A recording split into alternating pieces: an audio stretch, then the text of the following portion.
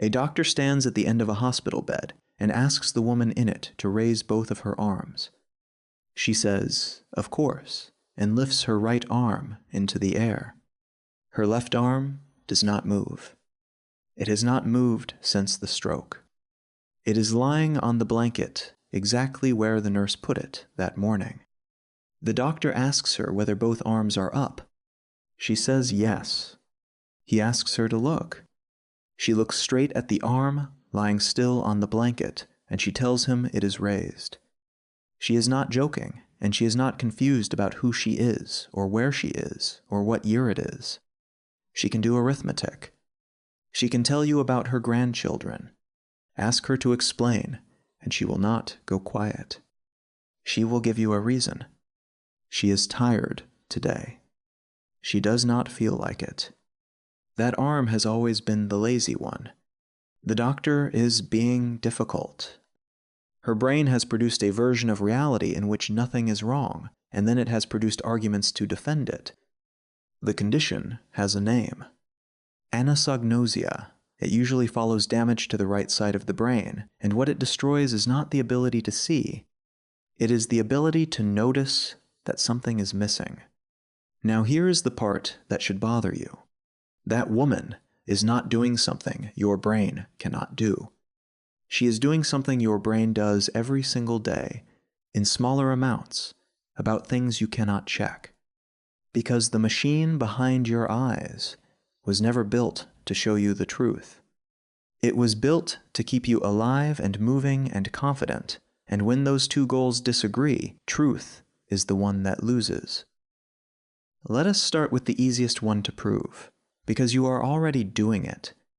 Are you a better than average driver? Most people say yes. In one classic survey of American drivers, 93% placed themselves in the top half for skill. In Sweden, it was lower, but still nowhere near half. Look at that number properly. 93% of people cannot be in the top 50%. It is not a matter of opinion. It is arithmetic, which means a very large number of those people are wrong. And here's the strange part. None of them feel wrong. Nobody sat in that survey and thought, I am probably one of the deluded ones. The feeling of being above average is exactly as convincing whether you are or you are not. And it is not just driving. Ask people how honest they are, how good at their job, how easy to live with, how likely they are to give to charity, how fair their judgment is. The same lopsided result comes back over and over. Almost everybody quietly places themselves on the good side of the line. Ask married couples what portion of the housework each of them does, add up both answers, and you routinely get well over 100%. Both of them are being sincere. Now, the obvious explanation is that people are just showing off, protecting their pride in public. But that is not what is happening, and we know because of an experiment that produced one of the most uncomfortable findings in modern psychology. In the late 1970s, two researchers gave people a button and a light and asked a simple question. How much control do you have over that light? Sometimes the button worked. Sometimes it did nothing at all, and the light came on by itself. Ordinary, mentally healthy volunteers consistently overestimated their control. When the button did nothing, they still felt they were making it happen. Then they ran the same task with people who were mildly depressed. The depressed group got it right. They judged their actual level of control far more accurately. When they had no power over the light, they knew it. The researchers called it sadder but wiser. And it opened a door nobody really wanted opened because it suggested something ugly. That accuracy about yourself is not the healthy state. That a functioning mind might be one that is bending the numbers slightly in your favor all day without telling you. A decade later, two psychologists reviewed the whole field and made the argument out loud. The mentally healthy mind, they said, is not the one that sees itself clearly. It is the one carrying a set of gentle, useful distortions, an inflated view of its own qualities, an exaggerated sense of control, and an optimism about the future that the evidence does not support. They called them positive illusions, and they found them almost everywhere they looked in people who were doing well. Which raises the obvious question: why would evolution build a brain that lies to its owner? The most interesting answer came from a biologist named Robert Trivers, and it is beautifully cynical. Start with the fact that human beings deceive each other constantly, not always maliciously. We oversell, we flatter, we hide the bad news, we present the best version. Now think about what makes a liar fail. The hesitation, the eyes going somewhere else, the voice climbing half a note, the story that arrives a beat too late because part of you is checking it against what really happened. Lying is cognitively expensive, and the cost leaks out through the body.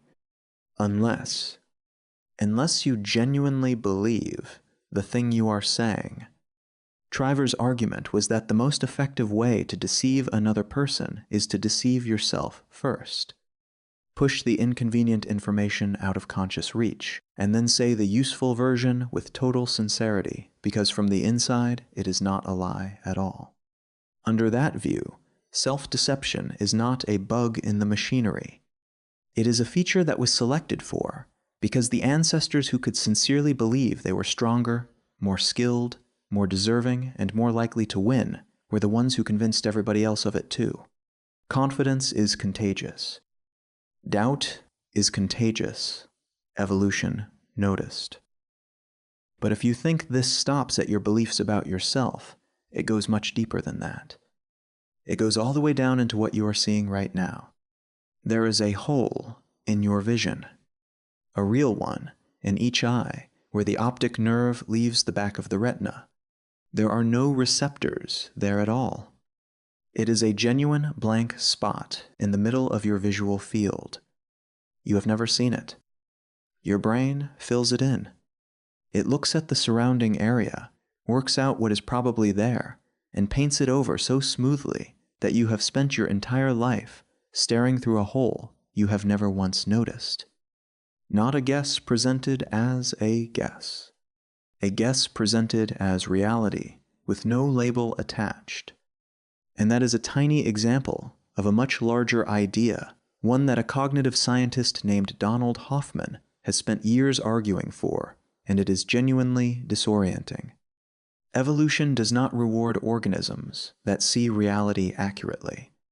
It rewards organisms that survive and reproduce. And those are not the same thing. Hoffman ran evolutionary simulations pitting creatures that perceived the world truthfully against creatures that perceived only what mattered for staying alive. The truthful ones lost, repeatedly. Because accurate perception is expensive and slow. What you actually need is a fast, cheap summary that tells you what to do next. His comparison is a computer desktop. The little folder on your screen is not blue, and it is not square, and it does not really sit in the corner of anything. It is a useful fiction laid over voltages and circuits you could never work with directly. The icon is not lying to you. It is helping you. But you must not mistake it for what is actually there. Hoffman's claim is that everything you see is that kind of icon. Color, solidity, space, objects, not a window onto reality, an interface built for survival. Which brings us to the last and strangest layer. Not what you see and not what you believe about yourself, but the reasons you give. In 2005, a group of Swedish researchers ran a study with a deck of photographs. They showed people two faces and asked them to pick the more attractive one. Then, using sleight of hand, they handed back the face the person had not chosen and asked them to explain their choice. Most people did not notice the swap, and then they explained. Fluently, confidently. They talked about the smile, the eyes, the earrings. They gave detailed reasons for preferring a face they had actively rejected seconds earlier. The researchers called it choice blindness, and what it exposes is a machine in your head whose job is to generate explanations, and which will do that job whether or not it has any idea what actually happened. You are not experiencing your reasons. You are being handed them. So let us be fair about all this, because the picture so far is bleak, and it is not the whole story. These illusions are not just comforting.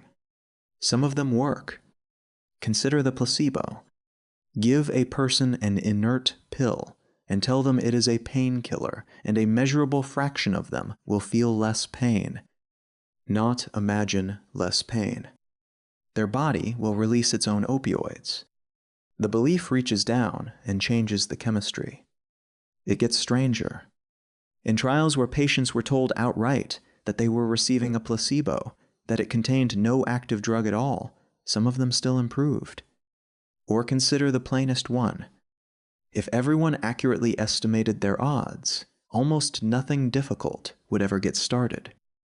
Most restaurants fail. Most businesses fail. Most first novels are never finished, let alone published. The person who begins anyway is very often the person whose brain is quietly overstating their chances, and a small number of them are the reason we have anything at all. Optimism is not free, though, and this is where it has to be said plainly. The same machinery that gets a business started is the machinery that keeps a person in a job that is destroying them, in a relationship that ended years ago, in a plan that stopped working long before they admitted it. Newlyweds asked to estimate the chance that their own marriage will end in divorce routinely answer 0. Ask the same people what fraction of marriages in general end that way, and they get remarkably close to the real number. They know the statistic. They simply do not believe it applies to them. That is the whole mechanism in one sentence. The truth is available. It is just filed somewhere it cannot reach you. So what do you do with this? You cannot install a truth setting. There is no version of you that sees clearly all the time, and the research suggests you would not enjoy it if there were. But there is something you can do, and it is smaller and more useful than becoming a perfectly rational person. You can learn where your blind spot is. Not the one in your eye. The ones in your life. These specific subjects where you notice that you are unusually certain, unusually defensive, and unusually uninterested in checking. That feeling of not wanting to look is not random. It is a signal.